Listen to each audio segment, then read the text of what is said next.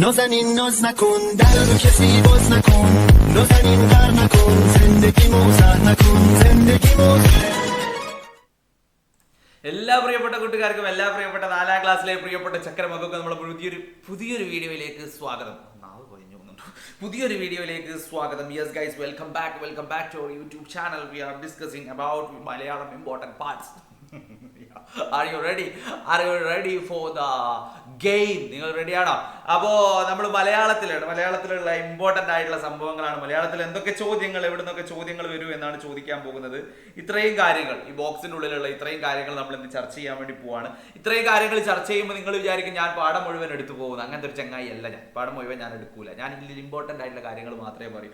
Important ആയിട്ടുള്ള കാര്യങ്ങൾ മാത്രമേ പറയൂ എന്ന് വെച്ചിട്ടുണ്ടെങ്കിൽ ഇയാൾ ഉത്തരങ്ങൾ മുഴുവൻ പറയുമെന്ന് വിചാരിക്കണം. അങ്ങനെയും പറയൂല. എന്തൊക്കെ എവിടെ നിന്നൊക്കെ ഏതൊക്കെ രീതിയിലുള്ള ചോദ്യങ്ങൾ വരുമെന്ന് മാത്രമേ അറിയൂ. അങ്ങനെ പറയുകയും ചെയ്യും. Okay, ready? യെസ് ഗൈസ്, നമ്മളുടെ വീഡിയോ എടുത്തു പോയി കഴിഞ്ഞിട്ടുണ്ടെങ്കിൽ, നമ്മളുടെ ക്വസ്റ്റ്യൻ പേപ്പർ എടുത്തു പോയി കഴിഞ്ഞിട്ടുണ്ടെങ്കിൽ അതിൽ നിങ്ങൾക്ക് കാണാം ഒരുപാട് ക്വസ്റ്റ്യൻസ് നിങ്ങൾക്ക് കാണാം. എങ്ങനെയൊക്കെയുള്ള രീതിയിലുള്ള ക്വസ്റ്റ്യൻസ് ആണ് വന്നിരിക്കുന്നത് നിങ്ങൾക്ക് കാണാം. അതേപോലെ തന്നെ ഇമ്പോർട്ടൻറ്റ് പാർട്സ് ഓൾറെഡി കഴിഞ്ഞ പ്രാവശ്യം ഇട്ടിട്ടുണ്ട്. അതൊക്കെ നിങ്ങൾക്ക് കാണാൻ പറ്റുന്നതാണ്. യെസ് ഗൈസ്, അപ്പോൾ ഇന്ന് നമ്മൾ പറയാൻ പോകുന്നത് ഇമ്പോർട്ടൻറ്റ് പാർട്സ് മലയാളം. അപ്പോൾ ആദ്യമായിട്ടാണ് നമ്മൾ വീഡിയോ കാണുന്നതെങ്കിൽ go and subscribe our video. താഴെ ഒരു സബ്സ്ക്രൈബ് ബട്ടൺ ഉണ്ട്, ഒന്ന് സബ്സ്ക്രൈബ് ചെയ്യുക. അതേപോലെ തന്നെ ലൈക്ക് ബട്ടൺ ഉണ്ട്.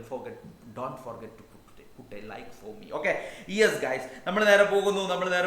നിങ്ങൾക്ക് അറിയാം, ഒന്നാമത്തെ ചോദ്യം എന്ന് പറയുന്നത് ഒരു പാരഗ്രാഫ് ആയിരിക്കും അല്ലേ? ഒരു ചെറിയൊരു പാരഗ്രാഫ് തന്നിട്ട് അതിൽ നിന്ന് 5 ചോദ്യങ്ങൾ ചോദിച്ചിട്ട് അതിൽ നിന്ന് 5 ചോദ്യങ്ങൾക്ക് ഉത്തരം എഴുതാൻ വേണ്ടി പറയുന്നു. അതാണ് എന്ത് ഒന്നാമത്തെ ചോദ്യം വരുന്നത്. ഒന്നാമത്തെ ചോദ്യം എങ്ങനെയാ വരുന്നത്? ഒരു പാരഗ്രാഫ് വരുന്നു, ആ പാരഗ്രാഫ് തന്നിട്ട് അതിൽ നിന്ന് 5 ചോദ്യങ്ങൾക്ക് ഉത്തരം എഴുതാൻ വേണ്ടി പറയുന്നു. പിന്നെ നമ്മളുടെ ഈ ഒരു സംഭവങ്ങളൊക്കെയാണ് നമുക്ക് വരാൻ പോകുന്നത്. നമുക്ക് നോക്കാം. അർത്ഥം കണ്ടെത്താം, അതൊന്നും വേണ്ട. സമാനാർത്ഥങ്ങൾ. പ്രയോഗ ഭംഗി വിശദമാക്കാം അല്ലേ? അതേപോലെ തന്നെ വർണ്ണിച്ചെഴുതാം. വർണ്ണനയും പ്രയോഗ ഭംഗി ചിലപ്പോൾ ചോദിക്കാം. വർണ്ണന അതേപോലെ ഇമ്പോർട്ടൻ്റ് ആയിട്ടുള്ള ഒരു സംഭവമാണ്. കവിതയിലെ സൂചനകൾ വെച്ചുകൊണ്ട് കേരളത്തിന്റെ പ്രകൃതി ഭംഗിയെ കുറിച്ച് വർണ്ണന തയ്യാറാക്കൂ. വർണ്ണിച്ചെഴുതാൻ വേണ്ടിയിട്ട് നമുക്കറിയാം. നമ്മുടെ ടെക്സ്റ്റ് ബുക്കിൽ ഓൾറെഡി നോട്ട് ബുക്കിൽ ഓൾറെഡി നമ്മൾ ഇത് എഴുതിയതാണ് അല്ലേ?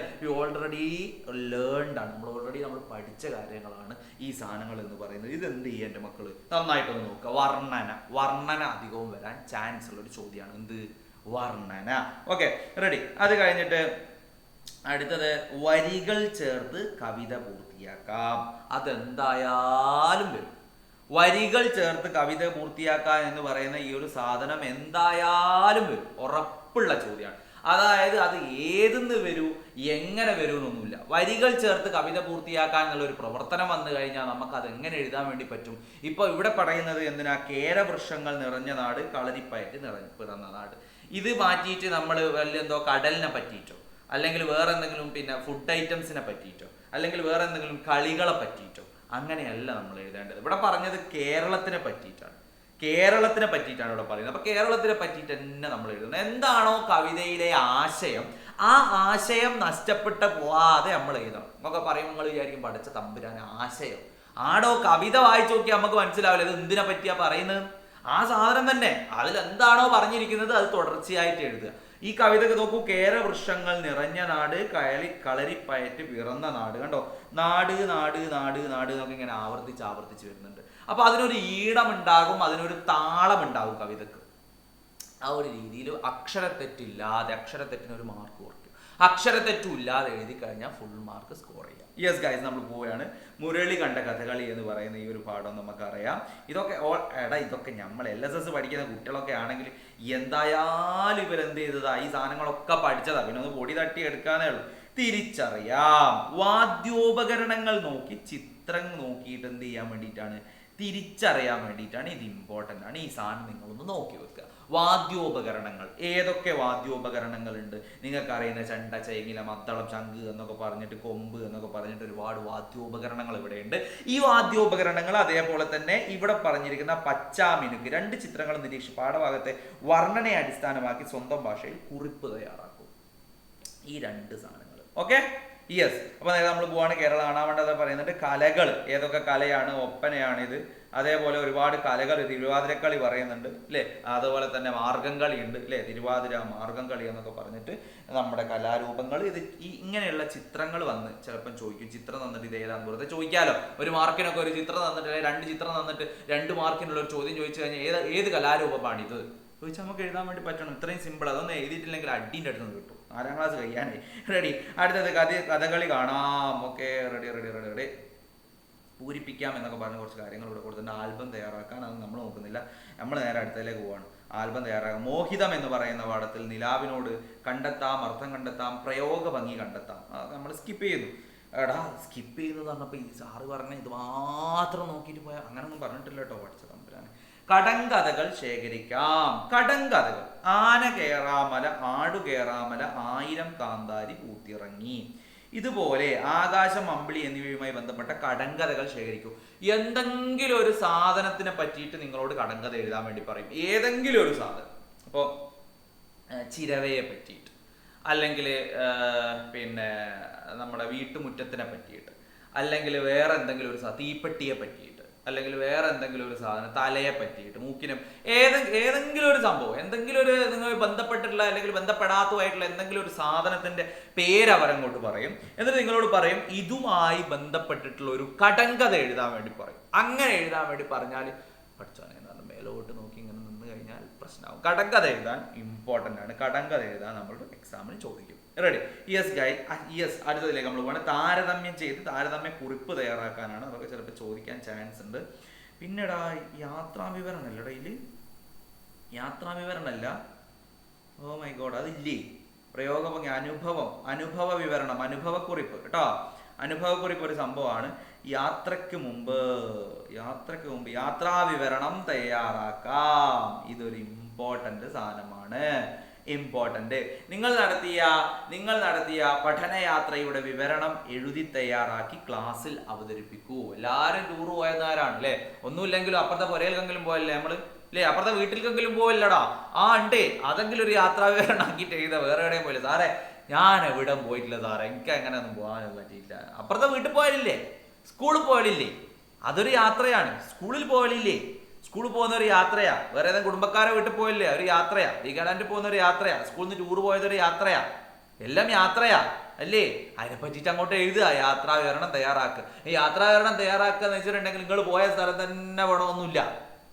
നിങ്ങൾക്ക് ആ സ്ഥലത്തിനെ പറ്റി അറിയെങ്കിൽ എന്ത് ചെയ്യുക, നിങ്ങൾ കുറേ കേട്ടിട്ടുണ്ടാവില്ലേ. ഇപ്പോൾ വയനാട് എന്ന് വെച്ചാൽ നല്ല പ്രകൃതി മനോഹരമായിട്ടുള്ളൊരു നാടാണ് വയനാട്.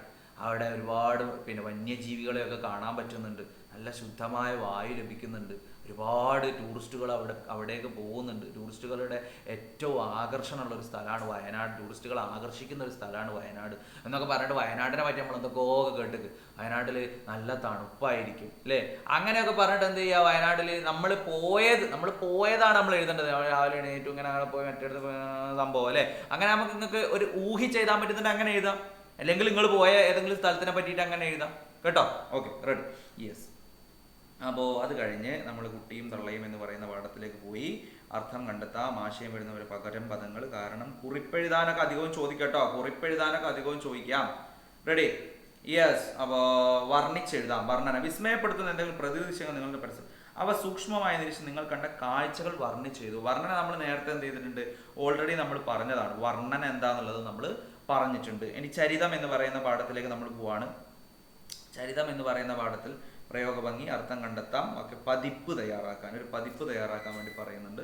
ഹോക്കി മാന്ത്രികൻ ഈ ഒരു സംഭവത്തിൽ ഒരു ഇമ്പോർട്ടൻ്റ് ആയിട്ടുള്ള ഒരു സംഭവമാണ് നിവേദനം. ഇമ്പോർട്ടൻ്റ് ആയിട്ടുള്ള സംഭവമാണ് നിവേദനം അല്ലേ. അതായത് പഞ്ചായത്ത് പ്രസിഡന്റിന് കൊടുവള്ളി സ്കൂളിലെ വിദ്യാർത്ഥികൾ സമർപ്പിക്കുന്ന നിവേദനം അല്ലേ. പഞ്ചായത്ത് പ്രസിഡന്റിന്റെ മുന്നിൽ കൊടുവള്ളി സ്കൂളിലെ വിദ്യാർത്ഥികൾ സമർപ്പിക്കുന്ന നിവേദനം. സർ, ഇങ്ങനെയൊക്കെ പ്രശ്നങ്ങളുണ്ട് എന്ന് പറഞ്ഞിട്ട് അല്ലേ. നിങ്ങൾക്കും കളിക്കാൻ ആവശ്യമായ കൂടുതൽ കളി ഉപകരണങ്ങൾ സ്കൂളിൽ ലഭ്യമാക്കണം എന്നാവശ്യപ്പെട്ട് പഞ്ചായത്ത് പ്രസിഡന്റ് നൽകാൻ ഒരു നിവേദനം. എന്താണോ കോണ്ടന്റ്, ആ കോണ്ടന്റ് നോക്കിയിട്ട് എന്ത് ചെയ്യുക, നമ്മൾ ആ നിവേദനം വൃത്തിയിൽ എഴുതി കൊടുക്കുക എന്നുള്ളതാണ്. അപ്പം നിവേദനം എഴുതുന്നതിന് ഒരു ഫോർമാറ്റ് ഉണ്ട്, നമ്മൾ പഠിച്ചതാണ്. ആ ഫോർമാറ്റിൽ നിവേദനം എഴുതുക എന്നുള്ളതാണ്. അതേപോലെ തന്നെ സംഭവമാണ് ജീവചരിത്രക്കുറിപ്പ് അല്ലേ. ജീവചരിത്രക്കുറിപ്പ് തയ്യാറാക്കാൻ വേണ്ടിയിട്ടാണ്. ആത്മകഥ എന്ന് പറഞ്ഞാൽ എന്താ, നമ്മൾ നമ്മളുടെ സ്വന്തം കഥ നമ്മൾ എഴുതുക. ജീവചരിത്ര കുറിപ്പ് എന്ന് പറഞ്ഞാലോ നിങ്ങളെ പറ്റിയിട്ട് ഞാൻ എഴുതുക, അല്ലെങ്കിൽ എന്നെ പറ്റിയിട്ട് നിങ്ങൾ എഴുതുക. അതാണ് ജീവചരിത്ര കുറിപ്പ്. നമ്മുടെ സ്വന്തം കഥ നമ്മൾ സ്വന്തമായിട്ട് എഴുതുന്നതിനാണ് ആത്മകഥ എന്ന് പറയുന്നത്. Okay, ready. ഇനി ആസ്വാദന കുറിപ്പ് എഴുതാൻ വേണ്ടി വന്നാലോ, ആസ്വാദന കുറിപ്പ് എഴുതാൻ വേണ്ടി വന്നാൽ വളരെ ഇഷ്ടത്തോടുകൂടി നമുക്കത് എഴുതാൻ പറ്റും. ആസ്വാദന കുറിപ്പിൽ പ്രധാനമായിട്ടും വേണ്ടത് കവി പരിചയം വേണം. ഏത് കവി, ഏത് കവിതയിൽ നിന്നെടുത്ത്, അല്ലേ, എന്താണ് ഇതിൽ പറയുന്ന ആശയം, എന്താണ്, നിങ്ങൾക്ക് ഇഷ്ടപ്പെട്ട വരി ഉണ്ടെങ്കിൽ ആ ഇഷ്ടപ്പെട്ട വരി ഏതാണ്, ആ ഇഷ്ടപ്പെടാനുള്ള കാരണം എന്താണ്, അതിൽ എന്തെങ്കിലും ഒരു പ്രയോഗം ഉണ്ടെങ്കിൽ അത് നിങ്ങൾക്ക് ഇഷ്ടപ്പെട്ടിട്ടുണ്ടെങ്കിൽ അത് എഴുതുക. ആസ്വാദന കുറിപ്പ് എങ്ങനെ എഴുതുക എന്നുള്ള ഓൾറെഡി നമ്മൾ പഠിപ്പിച്ചിട്ടുണ്ട്. അത് നമുക്ക് കണ്ടു. പിന്നെ കത്ത് എഴുതാൻ വേണ്ടി പറയുന്നുണ്ട്. കത്തിൻ്റെയൊക്കെ ഫോർമാറ്റ് നിങ്ങൾക്ക് അറിയാം അല്ലേ. കത്ത് എഴുതാൻ നമ്മൾ ഇമ്പോർട്ടൻ്റ് ഇടുകയാണേ. കത്ത് എഴുതാൻ ഇമ്പോർട്ടൻ്റ് ഇട്ട്, ജീവചരിത്രം ഇമ്പോർട്ടൻ്റ് ഇട്ട് കേട്ടോ. ഇനി നാളെ ചോദ്യം വന്നിട്ടില്ലെങ്കിൽ എന്നെ പറയണം. Yes guys. അപ്പോൾ ഇത്രയും കാര്യങ്ങളാണ് നമ്മൾ എന്ത് ചെയ്തത് ഇവിടെ പറഞ്ഞിരിക്കുന്നത്. അപ്പോൾ ഇത്രയും കാര്യങ്ങൾ എന്ത് ചെയ്യുക, നിങ്ങൾ നന്നായിട്ട് നോക്കിയിട്ട് വരിക. ഈ ഒരു മലയാളത്തിനും ഇംഗ്ലീഷിനൊക്കെയുള്ള പ്രത്യേകത എന്താണെന്ന് വെച്ചിട്ടുണ്ടെങ്കിൽ നിങ്ങളുടെ ടെക്സ്റ്റ് ബുക്കിലുള്ള അതേപോലത്തെ ചോദ്യം ഒന്നും ചോദിക്കൂല, അതേപോലത്തെ ചോദ്യം ചോദിക്കൂല, അതേപോലത്തെ സാധനം മാറ്റിയിട്ട് കലക്കി കുടിക്കുക അങ്ങനെ മാത്രമേ ചോദിക്കൂ. അപ്പോൾ ആ സാധനങ്ങളൊക്കെ എൻ്റെ മക്കൾ നന്നായി നോക്കിയിട്ട് എഴുതിയിട്ട് അടിപൊളിയായിട്ട് സെറ്റ് ചെയ്യുക. ഞാൻ നിങ്ങൾക്ക് ഫുൾ മാർക്ക് കിട്ടട്ടെ എന്ന് പ്രാർത്ഥിക്കുകയാണ്. കിട്ടൂലേ? കിട്ടുകയൊക്കെ ചെയ്യും. മലയാളമല്ല, ഉഷാറായിട്ട് എഴുതിയിട്ടോ. അടുത്ത നല്ലൊരു വീഡിയോ ആയിട്ട് വീണ്ടും കാണാൻ വരും.